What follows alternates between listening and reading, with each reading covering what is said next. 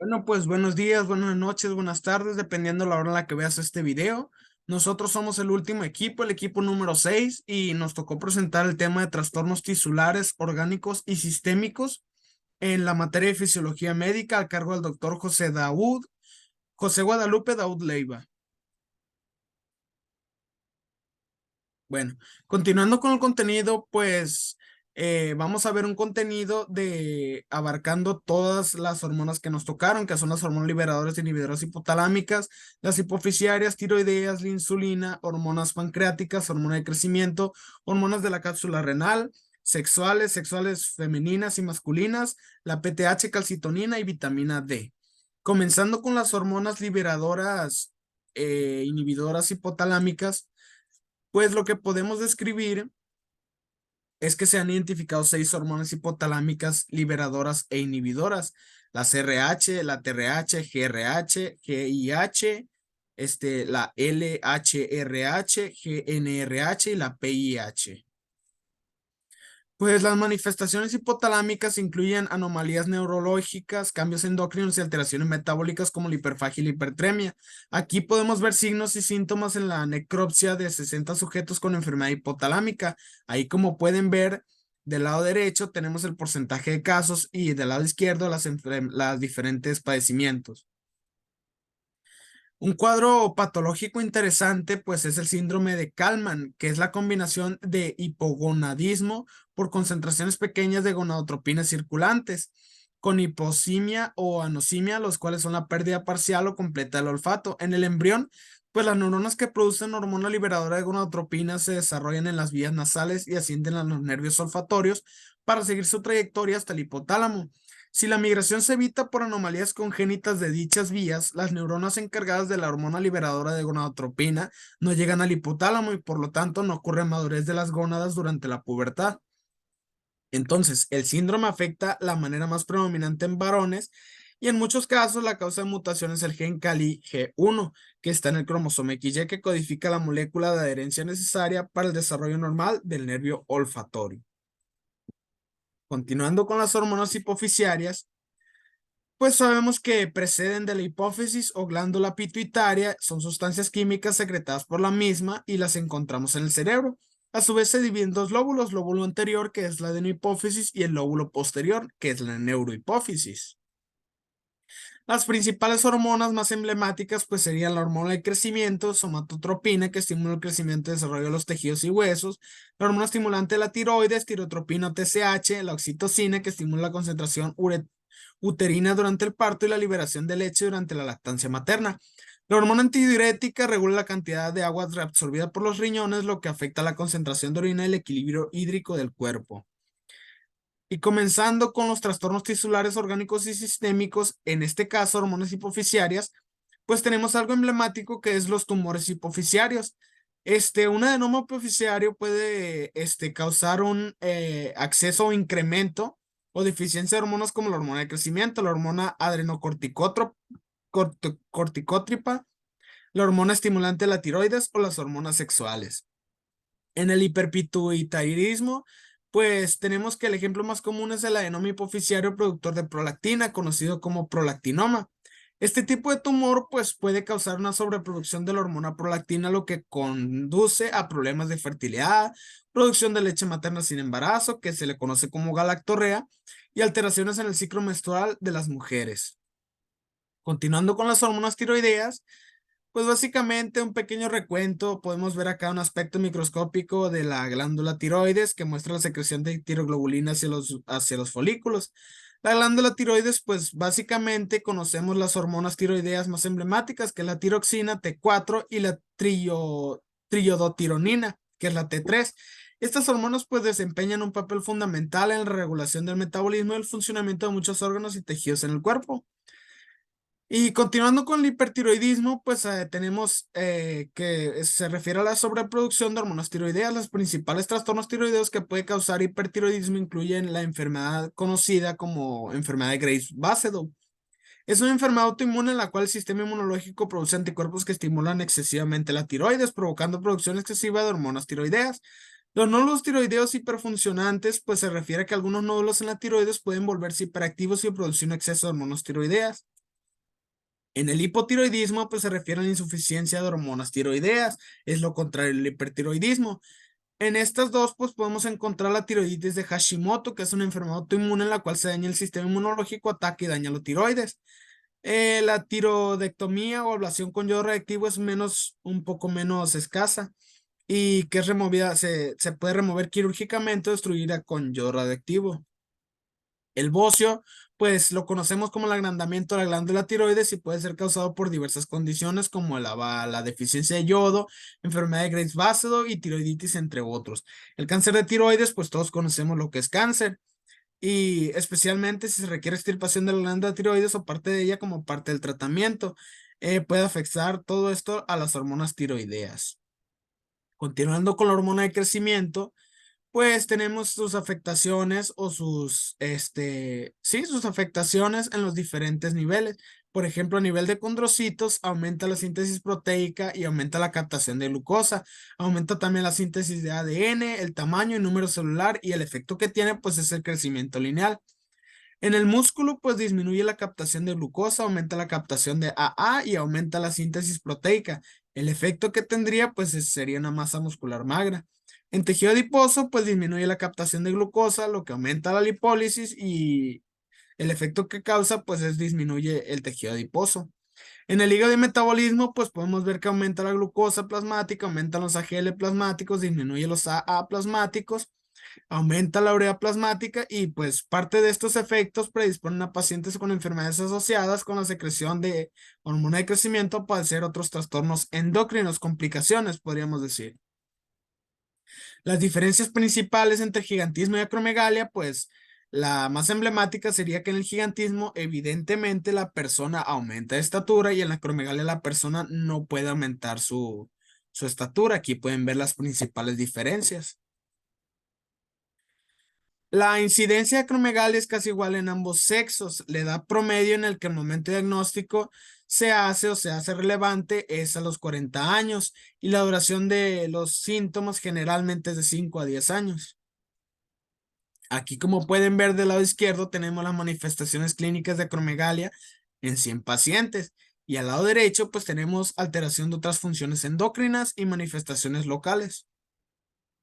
La deficiencia de hormona de crecimiento la conocemos como acondroplasia, que se define como el trastorno de crecimiento de los huesos que ocasiona el tipo más común de enanismo.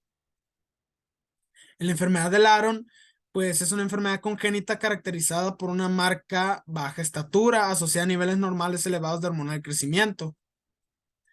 La deficiencia de hormona de crecimiento en el adulto, pues que son alteraciones de la composición corporal.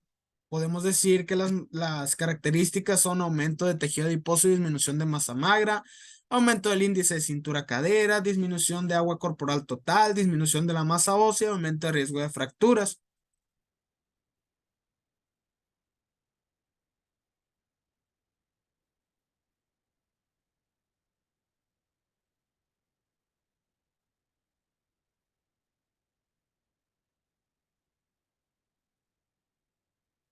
Continuando con los trastornos, Continuando con los trastornos, pues tenemos que la osteopatía metabólica se refiere a un grupo de enfermedades que causan la desmineralización ósea, que por lo general se debe a un defecto de la reabsorción ósea que ingiere los efectos de la hormona paratiroidea, el calcio y la vitamina D y lleva fragilidad ósea, que es el raquitismo o la artrosis. Pues en la enfermedad ósea tenemos que también existe la osteotitis fibrosa quística, que es provocada por hiperparatiroidismo, en donde hay descalcificación extensa y grandes áreas quísticas llenas de osteoclastos que constituyen los tumores osteoclásticos de células gigantes. En la osteotitis fibrosa, pues primero comenzamos con una alta actividad de osteoclastos y osteoblastos, que conducen a una alta mineralización que aumenta la capacidad de la matriz ósea, se vuelve fibrosis de médula ósea, lo que aumenta formación de hueso poroso y densidad ósea. En la formación de cálculos renales en el hiperparatiroidismo, pues tenemos que el exceso de movilización de calcio y fosfato por el hueso debe pasar por los riñones y ser excretado por la orina, lo cual provoca que se formen cristales de fosfato cálcico que tienden a precipitar en riñones y generalmente en cálculos. Trastornos tisulares orgánicos sistémicos en cuanto a osteopenia, pues se caracteriza por una disminución en la masa ósea mayor de la esperada para la edad, raza o sexo, que ocurre debido a su formación mineralización inadecuada o desmineralización ósea excesiva. El osteoporosis, una enfermedad bastante emblemática, se caracteriza por una pérdida de masa ósea generalizada que causa mayor porosidad del esqueleto y susceptibilidad a fracturas. La patogenia consiste en un desequilibrio entre la reabsorción y formaciones óseas de manera que la primera excede la última. En el raquitismo y osteomalacia, pues estas enfermedades básicamente son en el raquitismo, pues es una afección infantil en la que los cambios de crecimiento óseo producen anomalías esqueléticas características en etapas avanzadas que puede generarse tetania por hipocalcemia y el niño puede morir por espasmo respiratorio. En osteomalacia, pues corresponde a los adultos porque el hueso que se forma durante el proceso remodelado no está mineralizado por completo, es decir, que no se unen por completo el hueso. Por lo tanto, pues tiende a ser más débil. En cuanto a la insulina, pues tenemos básicamente que los trastornos serían en diabetes tipo 1 y tipo 2. Recordemos pues que la diabetes mellitus tipo 1 es un trastorno que se produce por la destrucción antiinmunitaria crónica de las células betas del páncreas que sintetizan la insulina. La clasificación idiopática de diabetes mellitus, pues tenemos que en la idiopática, perdón, no se encuentran los datos de autoinmunidad ni haplotipos LA. Y en la inmunitaria, pues tenemos que la destrucción selectiva de las células beta del páncreas mediada por los linfocitos T activan síntomas que son poliuria, polidipsia, polifagia, pérdida de peso y una irrefrenable tendencia a la cetosis, que es la variante de progresión rápida, se observa con frecuencia en niños, pero también puede desarrollarse en adultos. La clasificación, pues la diabetes tipo 1 es el resultado de la deficiencia completa o casi total de insulina y la diabetes tipo 2 es un grupo heterogéneo de trastornos que se caracterizaron por grados variables de resistencia a la insulina, menor secreción de dicha hormona y una mayor producción de glucosa. Esa sería la principal diferencia que nosotros podemos rescatar en esto. Las otras hormonas pancreáticas que podemos mencionar serán glucagón y somatostatina. Pues las células beta secretoras de insulina son el tipo predominante de la célula que representa un 60%. La célula secretora de polipéptido pancreático menor que 10% está ubicada principalmente en el lóbulo posterior de la cabeza del páncreas. Las células alfa secretoras de glucagón y las células secretoras de somatostatina secretan hormonas que contrarrestan los efectos de la insulina. El glucagón, pues sabemos que es un polipéptido de 29 aminoácidos secretado por las células alfa del islote pancreático. Esta nos puede ayudar a controlar el nivel de la glucosa, que es el azúcar en sangre del cuerpo, y la glucosa pues es la principal fuente de energía en el organismo. Continuando con las otras hormonas pancreáticas, podríamos decir que el glucagonoma es un tumor de las células alfa pancreáticas que secreta glucagón. La característica clínica fundamental es la hiperglucemia, que puede existir hipercolesteremia o hipoaminocidemia. La diabetes suele ser leve, a veces solo se manifiesta por intolerancia glúcida, no se produce cetoacidosis. Aquí, como pueden ver, pueden observar las manifestaciones clínicas que se manifiestan como manchas rojas. Se le conoce también como síndrome de las 4D, diabetes, depresión, dermatitis y de trombosis. El diagnóstico se realiza demostrando niveles muy altos de glucagón en ayunas, mayor que 1000, y pues los síntomas serían polifagia, pérdida de peso, glositis, quelitis, estomatitis, uñas distróficas, pelo fino, anemia, hipoaminocidemia y enfermedad tromboembólica. La somatostatina, pues podemos decir que es una hormona peptídica con 14 aminoácidos producida por el hipotálamo y por las células delta de los islotes Langerhans. Y esta hormona inhibe la secreción de numerosas hormonas como la somatotropina, la gastrina, la insulina y el glucagón. Pues tenemos que en la somatostatina, pues también pueden existir tumores pancreáticos neuroendocrinos extremadamente raros o un tumor exócrino del duodeno. El 60% son de origen pancreático, es decir, de células D. Del resto son más frecuentes originarios en el intestino delgado. Acá pueden observar pues un páncreas y un corte histológico. La triada clásica de somatostatina consiste en diabetes, diarrea, estetorrea y colestiasis. También aparece hipoclornida y pérdida de peso. Estos síntomas se deben a la acción inhibitoria de la somatostatina sobre insulina, sobre las enzimas pancreáticas y sobre la motilidad de la vesícula biliar respectivamente. Aquí pueden ver una de las pruebas que se hace. Continuando con la siguiente, hormonas de la cápsula renal, pues tenemos que los trastornos tisulares orgánicos sistémicos del mismo tema. Podemos definir que las glándulas suprarrenales, también llamadas glándulas adrenales o cápsulas suprarrenales, son un par de glándulas endócrinas localizadas sobre el polo superior del riñón. Cada glándula suprarrenal consta de una corteza y una médula, las cuales son frecuencia considerados órganos separados. Está regulado por la hormona ACTH secretada por la adenohipófisis y por la angiotensina 2. La ubicación, pues básicamente descansan sobre los polos superiores de cada riñón, están envueltas por la fascia renal, están conectadas a los pilares del diafragma, se ubica justo sobre el polo superior del riñón derecho y la glándula izquierda posee forma semilunar y se orienta más hacia el aspecto medial del riñón, o sea, sobre el ilio. En cuanto a hormonas sexuales femeninas, pues es la disgenesia gonadal es una anomalía del desarrollo sexual o desarrollo sexual diferente, poco frecuente asociada a una anomalía numérica de los cromosomas sexuales resultantes del mosaicismo del cromosoma y asociada a un desarrollo gonadal anómalo y a características de síndrome de Turner. Aquí se puede ver una visión laparoscópica.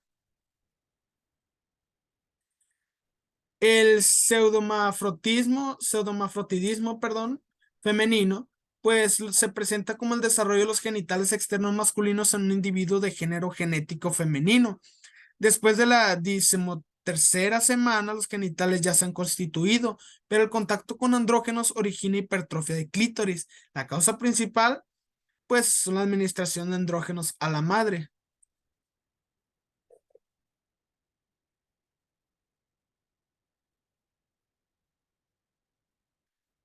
Bueno, la hiperplasia suprarrenal congénita virilizante del feto. Las personas con hiperplasia suprarrenal congénita carecen de una enzima que las glándulas suprarrenales necesitan tiempo para producir las hormonas.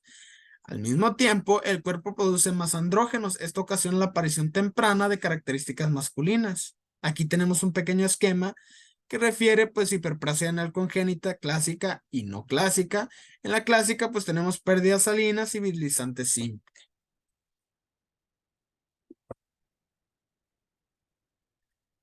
El tumor viralizante de ovario, pues los tumores de células esteroideas de ovario pertenecen al grupo de tumores del estroma que puede aparecer a cualquier edad y tiene diferentes manifestaciones endocrinas. Suele ser maligno en el 50% de los casos. Las manifestaciones clínicas, pues tenemos que los valores elevados de andrógenos son hirsutismo, alopecia, agravamiento de la voz, clitoromegalia y acné. En cuanto a las hormonas sexuales masculinas, pues tenemos el pseudohermafrodidismo masculino. Son individuos con cariotipo XY cuyas gonadas están constituidas por testículos y los genitales externos son generalmente femeninos al momento del nacimiento. Se representan de dos formas: resistencia androgénica, donde las hormonas masculinas no pueden ejercer todas sus acciones sobre los tejidos por diversas alteraciones congénitas. La deficiencia de 5A reductasa es que las enzimas encargadas de la producción de dihidrotestosterona, que es la forma activa de la testosterona, es deficiente. Aquí podemos ver un pequeño esquema de los trastornos enzimáticos y hormonales. La criptoquirida La criptorquidia es un descenso incompleto de uno o con menos frecuencia de ambos testículos, permaneciendo en la cavidad abdominal o en el conducto inguinal. El tratamiento con hormonas gonadotrópicas acelera el descenso en algunos casos, o bien la anomalía se corrige por cirugía. En cuanto a la deficiencia de 17A deshidrogenasa, pues conocemos el padecimiento de disgenesia gonadal, que es un trastorno raro causado por la hiperplasia suprarrenal congénita por defecto en la biosíntesis de cortisol y esteroides sexuales que resultan en un exceso de mineralocorticoides, hipertensión, hipocalemia y anormalidades sexuales, como pseudohermafroditismo en hombres e infantilismo sexual en mujeres. La incidencia, pues tiene un patrón autosómico recesivo y es causado por mutaciones en el gen del citocromo P450C17, que media la actividad de la 17-alfa hidroxilasa y la 17-20 liasa. Y pues esto ha sido todo de nuestra parte. Realmente espero que hayas entendido un poco de la presentación. Muchas gracias por tu atención.